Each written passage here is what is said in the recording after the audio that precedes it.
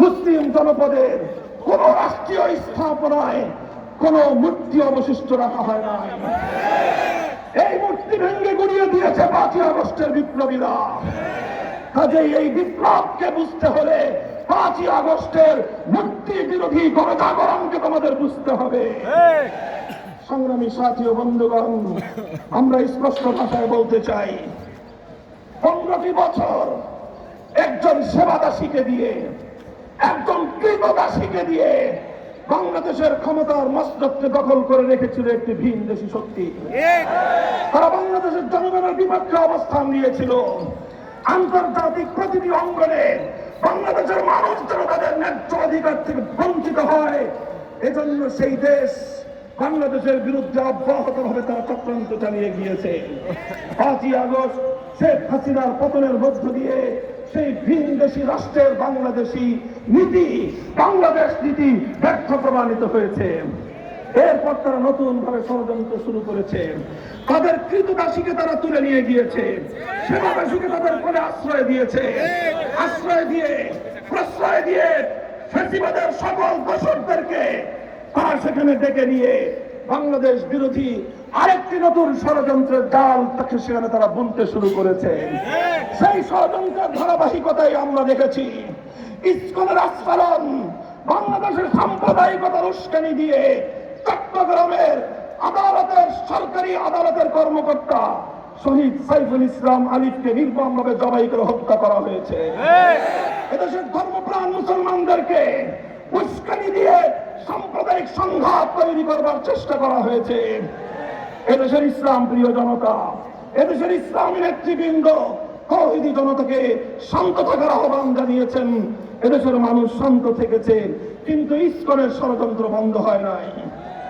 যেভাবে ইসকনকে দিয়ে বাংলাদেশের বিরুদ্ধে তারা ষড়যন্ত্র চালিয়েছিল, একই সূত্রে গাথা গতকালকে রাতের অন্ধকারে বাংলাদেশের প্রাণ কেন্দ্র সচিবালয় অগ্নিকাণ্ডের মধ্য দিয়ে ফ্যাসিবাদ এবং তার দোসরদের সমস্ত অপকর্মের ডকুমেন্টস গুলো, প্রমাণগুলো তারা ধ্বংস করবার পায়ে তারা চালিয়েছে। মনে রেখো, বাংলাদেশ বিরোধী ভিনদেশী আধিপত্যবাদী শক্তি আগুন দিয়ে তোমরা ফাইলপত্র পুড়িয়ে ফেলতে পারবে। মানুষের হৃদয়ে তোমাদের প্রতি যে ঘৃণার আগুন জ্বলছে, সে আগুন তোমাদের আগুনে নিভবে না।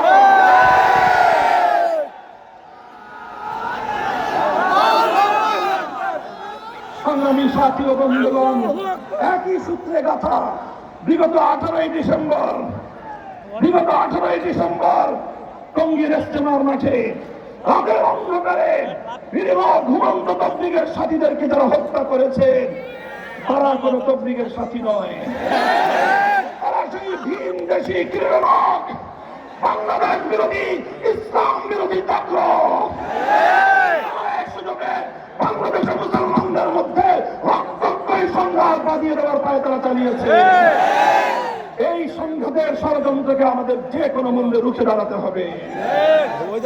সাথী ও বন্ধুগণ, আমি বলতে চাই, অনেক ষড়যন্ত্র পাড়ি দিয়ে, অনেক ষড়যন্ত্রকে মোকাবেলা করে, অনেক বুলেটের আঘাত সহ্য করে, অনেক গুম খুন হত্যাকাণ্ডকে পাড়ি দিয়ে, অজস্র মায়ের বুকের আশাজারিকে সঙ্গে নিয়ে, অনেক বিধবা নারীর স্বামীহারা আত্মনাথকে সঙ্গী করে, অনেক এতিমের আশাজারিকে নিয়ে আজ 2024 সালের পরে বাংলাদেশ নতুন ভাবে যাত্রা শুরু করেছে।